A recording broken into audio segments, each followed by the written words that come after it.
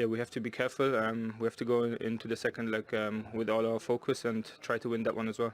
Well done tonight. Thank you. We've witnessed Chelsea's heaviest home defeat in European football ever, and they've now lost 8 games in all competitions this season, which is the most for 34 years.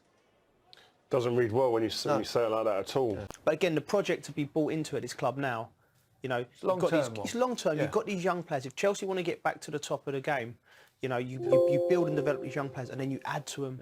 Because tonight it needed a fresh number 9 striker who could stretch by.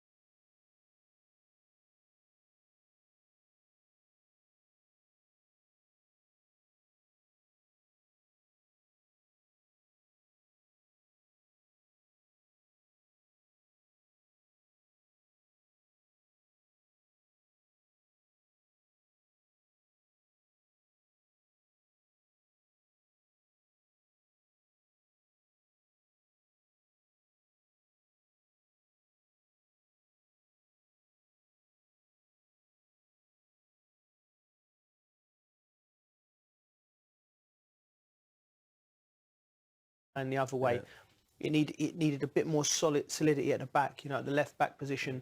So I felt it needs the right additions to the squad. But I think the young lads could take from this. What they take from this, whether they get to there or not, it'd be down to them on the training ground. Frank, was that a brutal night against some classy opposition?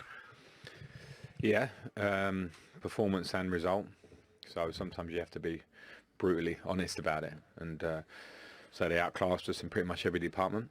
So it's quite sobering